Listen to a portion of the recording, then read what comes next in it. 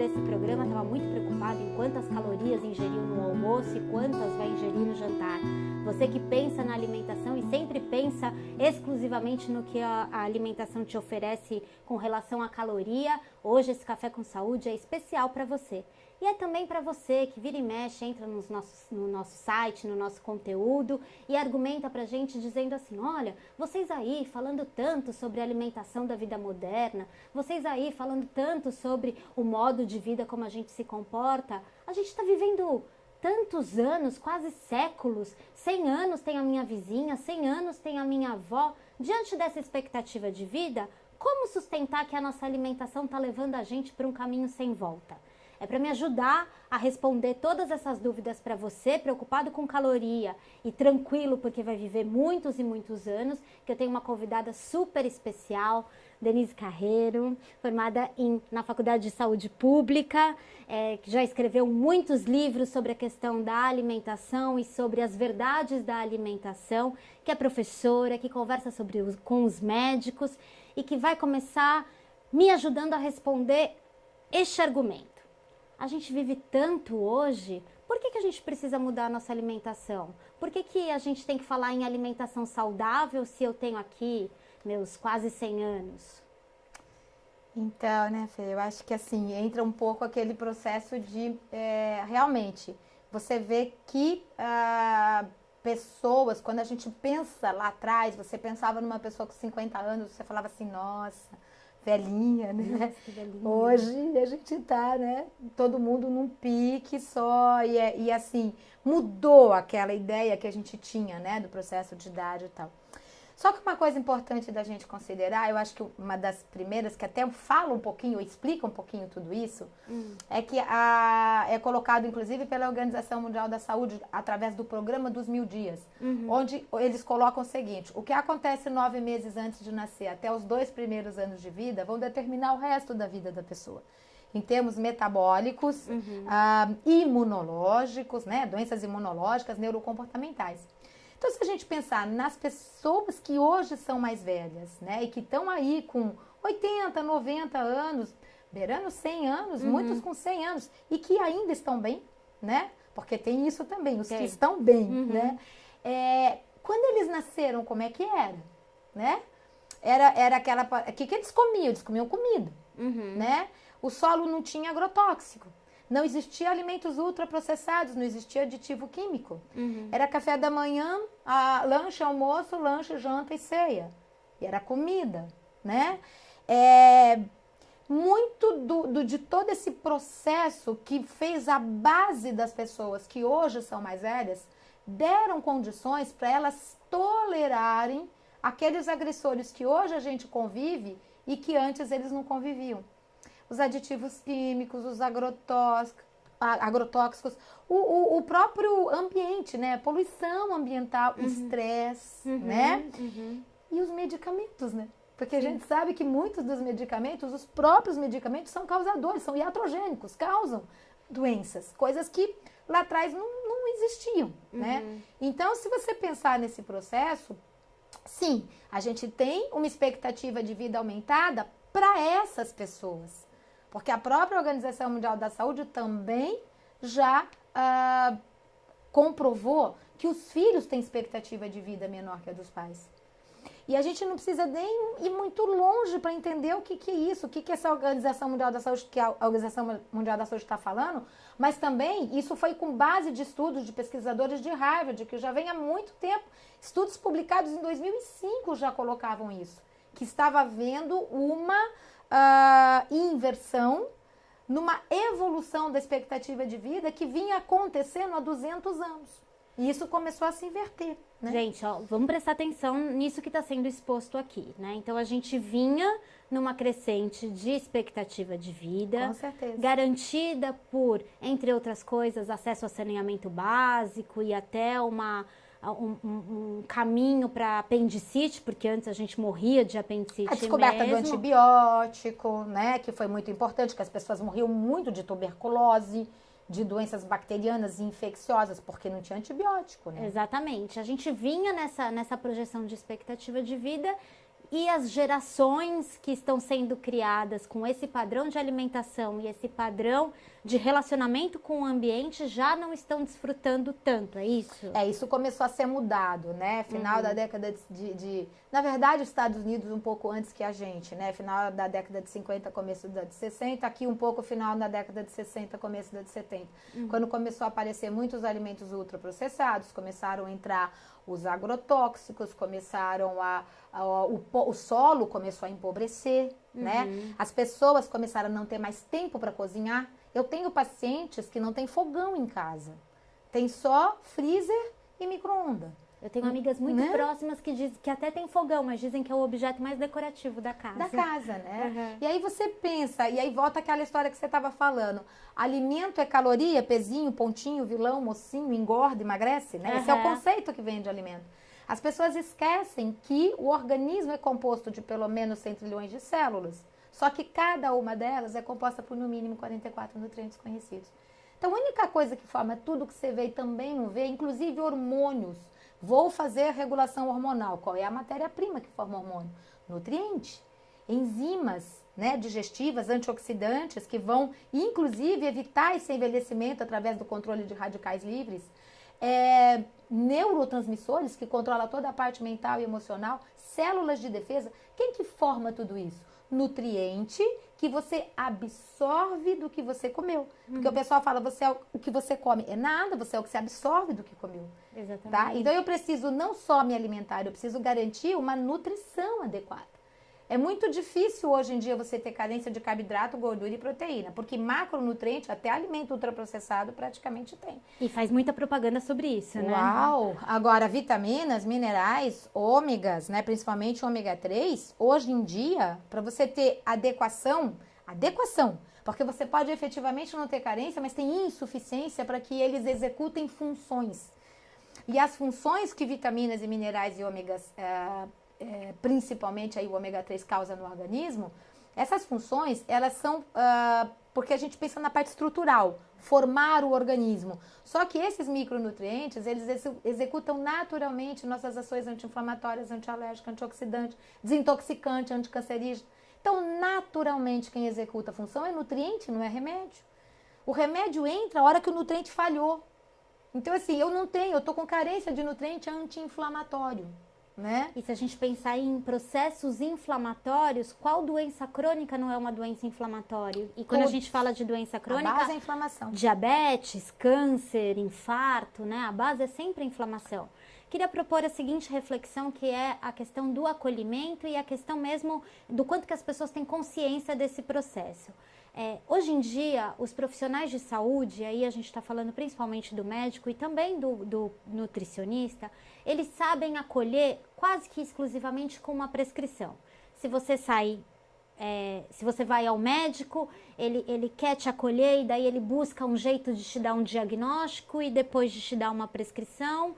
E quando você vai num nutricionista, ele também te ensina a você sair com uma dieta prescrita e é isso, né? Quando que, na verdade, a gente fala de alimentação, isso é muito mais amplo e, ao mesmo tempo, muito mais simples. Antes da gente começar essa gravação, você me falou de alimentação segura, que é uma alimentação diferente da alimentação do que é pregado sobre alimentação saudável.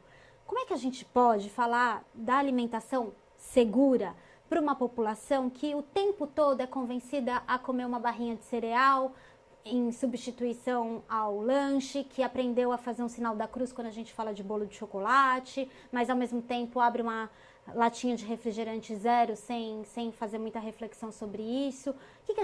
O que é alimentação segura e como é que a gente pode acolher essa população que está adoecendo de forma crônica? Eu acho que esse processo de alimentação saudável virou um pouco panaceia, né? Porque como a ideia de alimento vem muito ligada em engordar, emagrecer, né? Como se fosse caloria, exclusivamente para isso. Mesma relação de sódio, de açúcar. Aí muitas vezes você tira um açúcar e coloca adoçantes artificiais que são neurotóxicos. Então, na verdade, assim, essas substituições, muitas vezes, aonde você tira o alimento natural, que a natureza deu, para colocar um alimento ultraprocessado e porque ele tem baixa caloria, ou porque ele tem baixo sódio, ou baixo açúcar, ou zero gordura, né? É light, é diet, né? Aquela história. Então, a gente costuma chamar isso de mérito da ausência, né? Quer dizer, você acaba se preocupando com o que o alimento não tem, mas você não para se preocupar com o que ele tem. Em primeiro lugar, se ele tem algum nutriente lá dentro, né? Depois, qual é a carga de aditivos químicos que podem ter? Aditivos químicos que em muitos países já foram limitados e alguns até proibidos, né? E aqui alguns continuam livres, A né? maior parte continua livre. E aí, o que acontece? Muitos desses aditivos químicos, saíram estudos agora em 2015, mostrando que eles destroem no intestino células chamadas tolerogênicas. E as células tolerogênicas do intestino, elas são formadas pela microbiota saudável, que vai depender de uma alimentação segura, né? Com muito legume, verdura, fruta, de preferência sempre que possível, orgânicos, né? Infelizmente a gente não tem toda essa disponibilidade, mas está aumentando cada vez mais. E aí você acaba precisando de uma microbiota saudável, de uma adequação de vários micronutrientes, entre eles vitamina A e D, para que você consiga formar essas células no intestino. Quem são elas? São células que vão tolerar agressores alimentares, ambientais, da microbiota, vão evitar autoanticorpos e ainda vão controlar a magnitude da resposta contra um agressor, para que você consiga combater o agressor sem ele fazer mal para o organismo. Quase nada importante, né? Não, quase nada. Pois é, e essa tolerância é uma tolerância natural, ou seja, nós fomos feitos para tolerar agressores e não para não tolerar. Só que essa tolerância vem de nutrientes, vem de microbiota saudável. Então, a partir do momento que eu tenho uma alimentação aonde, o que eu tenho naquele alimento? O que eu tenho? O que a gente fala é o seguinte, Fernanda, a gente está se alimentando cada vez mais e se nutrindo cada vez menos, né? E essa alimentação segura, ela volta para um conceito muito básico que a gente já briga há bastante tempo, que é a alimentação do tempo da vovó, né? Muitas vezes o pessoal fala, era paleolítica, era... Eu falei assim, volta para 40, 50 anos atrás. Que as pessoas faziam o quê? Comiam comida, né? É uma comida que vinha de um solo fértil, ela não era substituída por nenhum alimento ultraprocessado, mesmo quando começaram a entrar os alimentos ultraprocessados, era na festa, era de vez em quando. Hoje se inverteu os valores. Quando eu falo para um adolescente ou quando eu falo para uma criança, vamos levar uma fruta no lanche, eles falam, eu vou pagar mico. Há uma vergonha com relação à comida não de é? verdade. E você entendeu? Então é um processo, a hora que você fala assim, vamos comer comida, vamos almoçar arroz, feijão, carninha, legume, verdura, fruta, vamos jantar comida, ao invés de comer lanche, né, de comer coisas que são ricas em carboidrato refinado, embutidos, alimentos que, quer dizer, produtos alimentícios, né, que na verdade não tem nutriente, você vai substituir a comida por coisas que não são naturais ao organismo, né? E eu acho que um ponto importante é com relação a que isso serve, né? Que é para nós mesmos, nosso organismo como um todo, e não para a questão do emagrecimento, né? É como se apresenta a obesidade de forma errada, né? Servindo exclusivamente para a gente rotular o obeso, né? Para não dar nenhum suporte para ele. E apresentam a alimentação hoje como um caminho só para quem quer emagrecer e não quer engordar, né? Quando na verdade é muito mais do que isso. Quando a gente fala que a gordura, né, hoje é conhecida como doença inflamatória, então a própria obesidade, ou até a gordura, independente da obesidade, mas a gordura localizada principalmente na região abdominal, é chamado de processo inflamatório crônico de baixa intensidade. Só que um processo inflamatório, ele não, como eu brinco, falo, não vem do além nem se instala como entidade. Né? Para você ter um processo inflamatório, você tem que ter uma causa. Alimento mal digerido, desequilíbrio da microbiota saudável que produz endotoxinas. Várias dessas substâncias, se existir uma alteração na permeabilidade do intestino e ela for absorvida, o organismo tem que combater. Para combater, ele gera substância pró-inflamatória para o combate específico. Só que a partir daí, esse processo inflamatório, ou seja, essas substâncias pró-inflamatórias estão circulando no organismo. Então, a hora que uma proteína mal digerida consegue atravessar a barreira e cair lá na lâmina própria do intestino, ser absorvida pelo organismo, o organismo olha pra cara dela e fala, não te conheço, meu bem. Ou seja, eu vou ter que combater isso. Só que essas substâncias podem circular e se instalar em qualquer local do organismo. E a hora que elas vão ser combatidas, elas geram processos inflamatórios locais. Só que ao mesmo tempo que pode gerar uma itite, né, que é um processo inflamatório local, uma rinite, sinusite, amidalite, bronquite, dermatite, cistite, tiroidite, ou seja, pode gerar processo inflamatório local, mas essas substâncias estão circulando no organismo. Então elas podem excitar a célula nervosa, alterar o sistema neurocomportamental, elas podem reter líquido, dar inchaço, e elas podem ocupar receptores da insulina e causar resistência à insulina, gerando esse processo inflamatório, mas que na verdade esse é uma consequência de um processo inflamatório, mas que vai levar a aumento de gordura na região abdominal num primeiro momento, além de vários outros processos. Então, exatamente o mesmo processo inflamatório que pode fazer uma pessoa aumentar o peso ou aumentar a gordura localizada, pode também dar inúmeros outros processos inflamatórios no organismo. Então, o processo é um só. E a gente não emagrece para melhorar, a gente melhora para emagrecer. É só a hora que você melhora, que você desinflama, que você nutre, que você põe nutriente na célula, que você tira agressores, é que o organismo fala, pronto, não preciso mais reter gordura, posso usar como energia, porque para o cérebro gordura é defesa. E aí, uma coisa muito maluca que acontece, né? Quando você pensa num aspecto nutricional para falar das ites, para falar de dermatite, para falar de cistite, ou quando você pensa num aspecto nutricional para falar de epidemia de depressão, de transtorno de déficit de atenção, quando você usa esse caminho nutricional e não medicamentoso, as pessoas desconfiam. Quando, na verdade, está tudo relacionado, não é? Mais uma vez, é uma inversão de valores. Não é? Quer dizer, você achar que a droga vai tratar isoladamente, né? Não discuto aqui a necessidade de medicamentos, em algo, nem faz parte da minha, né, capacidade de estar discutindo as drogas. Porém, o que eu sei é que em qualquer situação, se a gente não muda a causa que levou aquele processo, você não vai sair do quadro, ou seja, você dá o medicamento, ele controla o sintoma e você não mudou a causa, o sintoma volta. Só que muitos desses medicamentos acabam trazendo vários efeitos colaterais. Então, você volta com o problema, porque você não mudou a causa e ainda associado de efeitos colaterais. Ao passo que se você, quando precisa usar uma droga, você usa essa droga enquanto muda a causa e o meio, né? Nós somos resultados do meio. Está provado e comprovado. A genética, 20% é o genótipo, né? 80% são os fatores epigenéticos. Ou seja, que estão em volta da gente. Que vão interferir para que um gene se expresse. E a questão é, acho que a gente volta para o início da nossa conversa. Com medicamento, é verdade que a gente prolongou, isso contribuiu também para prolongar o tempo que a gente existe. Mas como é que a gente está existindo, né? Eu pego pacientes tomando 12, 14, já peguei pacientes tomando 20 medicamentos, né? Que não está vivendo, está sobrevivendo. Uma série de... Eu já peguei paciente com 50 anos com Alzheimer e Parkinson, né? As crianças hoje, abaixo de 10 anos, no consultório, com esteatose hepática, gordura no fígado, diabetes tipo 2, hipertensão.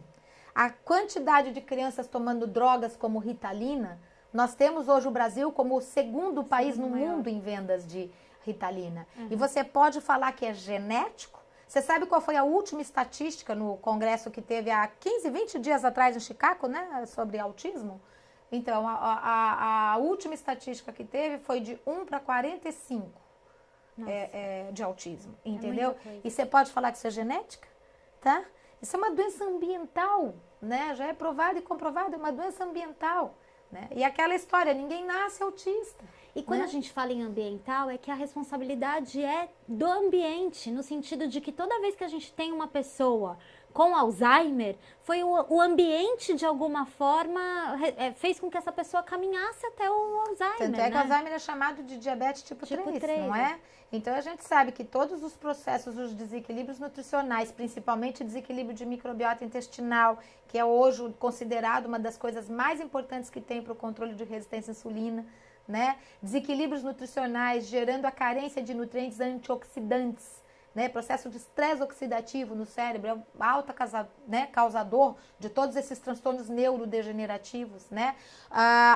O que a gente sabe hoje que o intestino é chamado de primeiro cérebro, Sim, né? Quer não dizer, é nem a mais o dúvida segundo. a pesquisa hoje se ele é o primeiro cérebro. Uhum. Então, o que acontece no cérebro, a causa está sendo do intestino.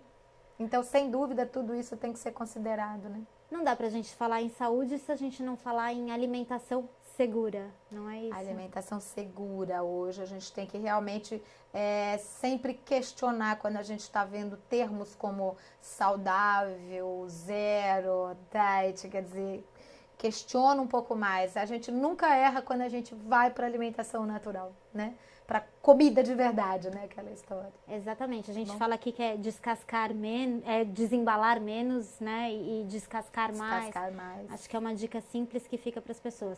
Já tô aqui pedindo para um próximo Café com Saúde para a gente falar só de glúten e lactose, dois assuntos que a indústria do saudável se apropriou e está deturpando um pouco as informações que a gente precisa sobre isso. Certeza. Te convido também para a gente trocar mais conhecimento e a gente escrever aqui na Jolivi também sobre o glúten e sobre a questão da lactose, que são dois temas aí que as pessoas elas ficam birutas, né? Birutas mesmo, assim, uma hora vai para uma direção, depois vai para outra. E a pessoa fala que é dieta de moda, eu falo que então eu estou na moda há 25 anos.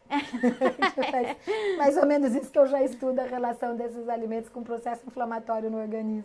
E te convidar para tomar um café agora à tarde, de verdade, com um acompanhamento que você descasque. Isso traz um outro clima, né, para a alimentação, uma outra forma de cuidar da saúde. Assine os nossos conteúdos, é só você deixar seu e-mail, vem conteúdo gratuito 4 vezes por semana direto para sua caixa de entrada. E na descrição do vídeo a gente também vai colocar o link direto para você que está interessado em ser o nosso assinante, o assinante do nosso primeiro produto, nosso dossiê. Agradecer demais a Denise, a gente vai deixar os contatos aqui também. Ótimo esse café com alimentação segura. Eu que agradeço a oportunidade de estar aqui. Obrigada, até mais, gente.